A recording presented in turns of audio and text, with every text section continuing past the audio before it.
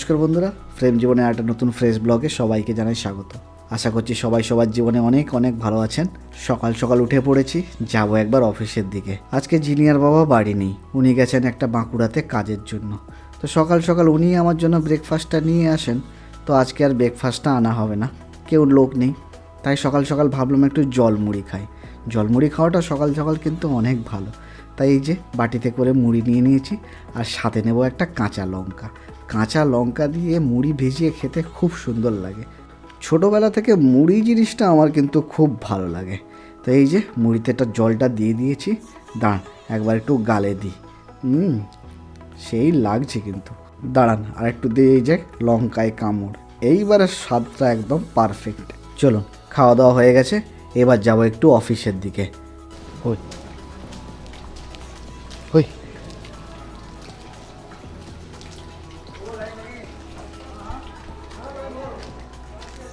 একটা ট্যাঙ্কে ভেঙে দিয়েছে। আজকে জিনিয়ার বাবা নেই, তো অফিসের কাজ আর ফ্যাক্টরির কাজ একটু টুকটাক আমাকেই করতে হবে। যদিও বা বেশি কাজ নেই, কারণ জিনিয়ার বাবা যদি বেশি কাজ থাকে তাহলে কিন্তু যান না। তো আজকে কম কাজ রয়েছে, তাই জন্য আমার উপর পুরোটা ছেড়ে দিয়ে উনি কিন্তু গেছেন। আজকে খাওয়া দাওয়া করব জিনিয়ার বাড়ি গিয়ে। কালকে নিরামিষ রান্না করেছিলাম আমি, সেগুলো রান্না করে জিনিয়ার বাড়ি পাঠিয়ে দিয়েছি। জিনিয়ার মা বলছে তোমার কাকু দুদিন থাকবে না, আমি করব রেস্ট পুরো দুদিন। তো তুমি আর জিনিয়া মিলে রান্না বান্না করো আর আমাকে খাও। চলো, আজকে রাতের রান্না বান্নাটাও কিন্তু আমাকে করতে হবে গিয়ে, মানে আমি আর জিনিয়া দুজন মিলেই করব আর কি। চলুন যাই এবার অফিসের দিকে। অনেকটাই চলে এসেছি হাঁটতে হাঁটতে, আর 1 মিনিটের মতো বাকি রয়েছে। অফিসের টুকটাক কাজ মোটামুটি শেষ, ঘড়ির কাঁটায় এখন বাজে 2টো। তাই বেরিয়ে পড়েছি স্কুটি নিয়ে, জিনিয়ার বাড়ি যাব। বলেইছিলাম তোমাদেরকে যে আজকের খাওয়া দাওয়া জিনিয়ার বাড়ি। চলুন, প্রায় পৌঁছে গেছি জিনিয়াদের বাড়ি। 1 থেকে 1.5 মিনিট লাগে স্কুটি করে জিনিয়াদের বাড়ি পৌঁছোতে। সবটাই ভালো এখানে, কিন্তু এই রাস্তাটা বড্ড বাজে। বর্ষাকালে কোমর সমান জল হয়ে যায়। খুব সাবধানে স্কুটি চালাতে হবে। এক হাতে ক্যামেরা ধরেছি আর এক হাতে স্কুটি চালাচ্ছি, মানে এরপরে পড়বে এই আঁকবাঁক। এই যে দেখছো, আর একটুখানি গেলেই কিন্তু জিনিয়াদের বাড়ি। আর এইগুলো হচ্ছে জিনিয়ার ছানাপোনা, খাওয়ার দেওয়া হয় এখানে, তাই এদের এখানে আড্ডা। আর একবার যদি দেখতে পেয়ে গেছে যে জিনিয়া স্কুটি করে বাড়ি ফিরছে, তাহলে আর ছাড়বে না, একদম পিছু নেমে বাড়ি পর্যন্ত ছেড়ে দিয়ে আসবে। চলুন, কথা বলতে বলতে পৌঁছে গেছি জিনিয়াদের বাড়ি। স্কুটিটাকে ভেতরেই ঢুকিয়ে দিই, গেটের ভেতরে। বাইরে রাখার জায়গা আছে একটুখানি, কিন্তু তাও ভেতরে ঢুকিয়ে দিই, রাস্তায় আবার কেউ যাতায়াত করবে, অসুবিধা হতে পারে। চলুন চাবিটা লাগিয়ে দিই, যাই দেখি জিনিয়া এখন কি করছে। क्या करता है? বসে থাকতে হয়। रेडी हो गया? রেডি কিসের জন্য হবো? চান টান করে। তোমার কোনো কাজকর্ম নেই ব্লগ করা ছাড়া? না, বেকার মানুষ। আমরা যে ক্যামেরাটা কিনেছিলাম, ওই ক্যামেরাটার টেম্পার গ্লাসটা আসতে অনেকটাই লেট করলো। টেম্পার গ্লাসটা না থাকলে আবার অসুবিধা, ওইটাতে বারবার স্ক্র্যাচ লেগে যাচ্ছে ক্যামেরার লেন্সের ওপরে, ওর স্ক্রিনের ওপরে। একটু ভয়ও লাগে, ভয়ে ক্যামেরাটা ইউজও করতে হয়।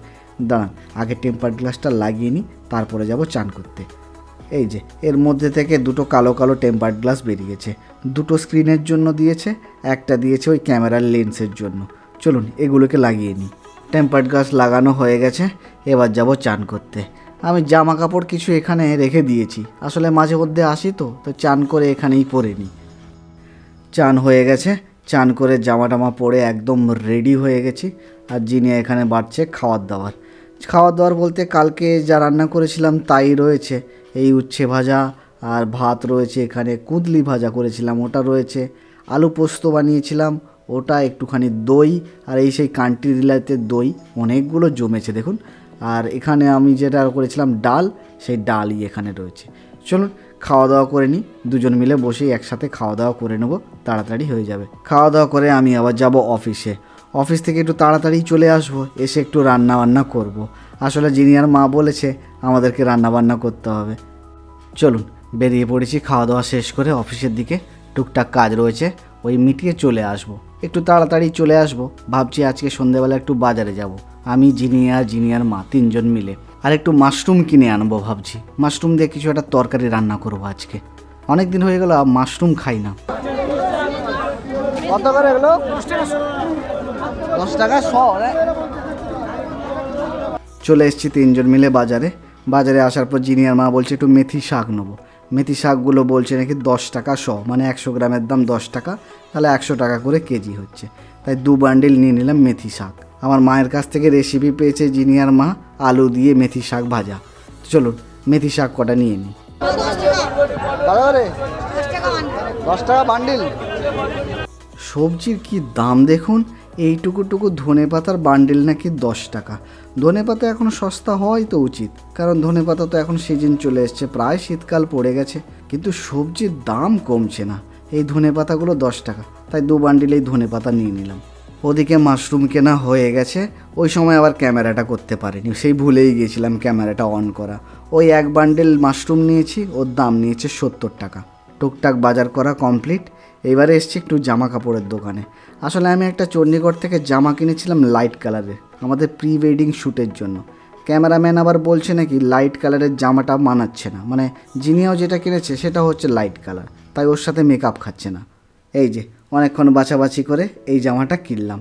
এটা কিন্তু কালো কালার নয়, হয়তো ক্যামেরায় বোঝা যাচ্ছে এটা কালো কালার, এটা হচ্ছে পিত্তি কালার। তো তোমরা একটু কষ্ট করে জানিও কমেন্ট করে যে কেমন লাগছে। যদিও বা প্রি ওয়েডিংয়ের ভিডিও তোমাদেরকে অবশ্যই শেয়ার করব। চলে এসেছি বাড়ি। জিনিয়া আবার এখানে সেদিন মার্কেট থেকে কি এনেছিল ফ্রোজেন স্ন্যাক্স, তা ওইগুলো ভেজে নিচ্ছে। এটা চিজ আর কর্ন দিয়ে কিছু একটা, সন্ধেবেলা বেশ চায়ের সাথে খেতে খুব ভালোই লাগে, তাই ওইটা জিনিয়া ভেজে নিচ্ছে। এটা ভেজে নেওয়ার পর দুজন মিলে একটু চা খাবো, দুজন না 3 জন মিলেই খাবো, জিনিয়ার মাও খাবে, দিয়ে একটু রান্না বসাবো। রেডি হয়ে গেছে, এটার সাথে একটু সস দিয়ে খেতে হয়, দারুণ লাগে কিন্তু খেতে। এও বলছে হেভি টেস্ট। চলুন খাওয়া দাওয়া করে নিই, দিয়ে যাব রান্নাঘরে। চলে এসেছি রান্নাঘরে, জোগাড় যন্ত্র প্রায় সবই করে নিয়েছি। রান্না করব হচ্ছে পার্শে মাছের সর্ষে দিয়ে ঝাল, আর হচ্ছে মাশরুমের একটা কষা কষা। তাই মাছগুলোকে নুন হলুদ মাখিয়ে রেখে দিয়েছি, দুটো রান্না একসাথেই করে নেব। দুদিকে দুটো কড়াই বসিয়ে দিয়েছি, এবারে মাছগুলোকে ভেজে নেব। তাই কড়াইতে একটু তেল দিয়ে দিচ্ছি।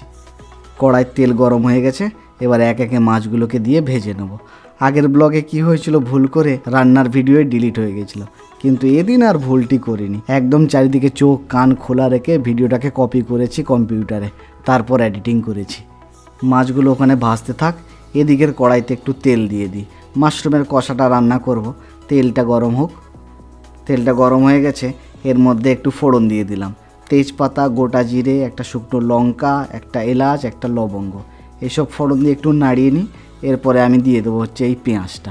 চলুন পেঁয়াজটার মধ্যে দিয়ে দিলাম। আর এদিকে এই মাছগুলো ভাজা হয়ে গেছে, একবার মধ্যিখানে উল্টে দিয়েছিলাম, তার আর ভিডিও করা হয়নি। চলুন মাছগুলোকে এবার তাড়াতাড়ি নামিয়ে নিই। দুটো গ্যাস থাকলে বেশ সুবিধে, একটা রান্না চাপিয়ে দিয়ে আর একটা করে নেওয়া যায়। কিন্তু আমি যেখানে থাকি সেখানে তো একটাই গ্যাস, তাই আর একসাথে দুটো রান্না করা যায় না। এদিকে পেঁয়াজটা হালকা ভাজা হয়ে গেছে, এর মধ্যে আমি একে একে আদা রসুন জিরে বাটা এইসব দিয়ে মশলাটাকে ভালো করে কষিয়ে নেব।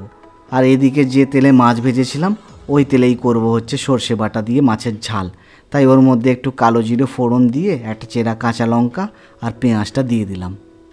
এদিকেও মশলাটা মোটামুটি কমপ্লিট হয়ে গেছে, এর মধ্যে একটু হলুদ গুঁড়ো দিয়ে দিলাম, আর দিলাম একটু কাশ্মীরি লঙ্কার গুঁড়ো। আর এখানে না টমেটো দিইনি, আমার ইউরিক অ্যাসিড, তাই জন্য টমেটোও নাকি খাওয়া বারণ, তাই জিনিয়া বললো যে টমেটো দেওয়া যাবে না। চলো কষানো হয়ে গেছে, এর মধ্যে হালকা একটু ওই মশলা ধোয়ার যেটা জল ছিল ওইটা দিয়ে আর একটু ভালো করে কষিয়ে নেব। এদিকে আবার পেঁয়াজটা মোটামুটি ভাজা হয়ে গেছে, তাই এর মধ্যে সর্ষে বেটে রাখা যে জলটা রয়েছে সেইটা দিয়ে দেবো। এইভাবে হাতটা রেখে দিলে কি হয়, সর্ষের যে মোটা খোসাগুলো থাকে ওগুলো আবার তরকারির মধ্যে যায় না। ওইগুলো এইভাবে ছেঁকে নিয়ে হাতটা হালকা করে নিংড়ে দিয়ে ওর মধ্যে জলটা দিয়ে দেব। টুকটাক রান্না আমি আমার মায়ের কাছ থেকেই শিখেছি, আসলে প্রতিদিন তো রান্না করা হয় না, তাই হাত একটু সড়গড়নি। তোমরা যদি ভুলচুক হয় একটু মাফ করে দিও। এই যে এর মধ্যে 2 বাটি জল দিয়ে দেবো, আর এটা অনেকক্ষণ ধরে আস্তে আস্তে আস্তে আস্তে ফুটতে ফুটতে হবে। যতক্ষণ ওদিকে ওটা হচ্ছে ততক্ষণ আবার চলে আসি এদিকে। মশলা কষানো হয়ে গেছে, এর মধ্যে এইভাবে আলুগুলোকে পিস পিস করে নিয়েছি, ওগুলোকে আবার ওর মধ্যে দিয়ে দেবো। দিয়ে একটু আলুটাকে ভালো করে কষাবো, তারপরে আবার দেবো হচ্ছে মাশরুম দিয়ে দুটোকে ভালো করে হালকা একটু জল দিয়ে কষিয়ে নিলেই ব্যাস। একটু তারপরে গরম মশলা আর ধনে পাতাও দেবো, তা ওইটা করে নিলেই ব্যাস মাশরুম আর আলু কষা রেডি। এই যে আলুটা মোটামুটি কষানো হয়ে গেছে, এর মধ্যে দিয়ে দিলাম এই মাশরুমটা। মাশরুমের মধ্যে কিন্তু একটু নুন ছড়িয়ে দিলেই অসম্ভব জল বেরোয়, তাই বেশি জল দেবো না, হালকা ওই যে মশলা করা জলটা ছিল ওইটা একটু দিয়ে দেবো, যাতে প্রথমের দিকে এই মশলাটা লেগে না যায় নিচে। আসলে গ্যাসটা স্লো করাই রয়েছে, কিন্তু তাও যাক, এটা এবার হতে থাক। দেখি এবার ওদিকে দেখি তো ঢাকনা খুলে কতটা কি হয়েছে। হ্যাঁ, মোটামুটি হয়ে গেছে। চলুন এর মধ্যে একটু হলুদ দিয়ে দিই, আর একটু দিয়ে দেবো লবণ, দিয়ে আবার ঢাকনাটা লাগিয়ে দেবো। এদিকে আমার আলু মাশরুম কষা রেডি হয়ে গেছে। দিয়ে দেবো একটু গরম মশলা আর একটু ধনে পাতা দিয়ে নামিয়ে নেব। ব্যাস, রেডি হয়ে গেল আমার মাশরুম আর আলু কষা। আর এদিকে সর্ষের ঝালটাও মোটামুটি হয়ে গেছে। এর মধ্যেই মাছগুলোকে দিয়ে দেবো, দিয়ে এটা আস্তে আস্তে ফুটতে থাকবে। দিয়ে দিলে এটাও রেডি হয়ে যাবে। এই যে সর্ষে বাটা দিয়ে পার্শে মাছের ঝাল একদম রেডি। এবার এটাকে এই বাটির মধ্যে তুলে নেবো একটা একটা করে। মোটামুটি আজকের মতো সব রান্নাবান্না কমপ্লিট। কালকেও রান্না করতে হবে, কারণ 3 দিন হচ্ছে জিনিয়ার মায়ের ছুটি। রান্নাবান্না সব কমপ্লিট। এবার যাব আমি আমার ঘরের দিকে। এতক্ষণ যে রান্নাবান্নাগুলো দেখালাম সেগুলো হচ্ছে সব ফ্রিজে এখন রেখে দেওয়া হবে। ওগুলো খাওয়া হবে কাল দুপুরে, কারণ আজ সোমবার, আজকে তো আবার নিরামিষ আমাদের। তাই এই মাছ পেঁয়াজ রসুন দিয়ে রান্নাবান্না এইসব কিছুই খাওয়া যাবে না। রাতে খাওয়ার জন্য সন্ধেবেলা একটু নিরামিষ ঘুগনি রান্না করেছিলাম, সেই ঘুগনিটাই নিয়ে নিয়েছি, তাই দিয়ে রুটি খাবো। চলুন যাবো এবার নিজের ঘরের দিকে। আজকের ব্লগটা এখানেই শেষ করছি বন্ধুরা।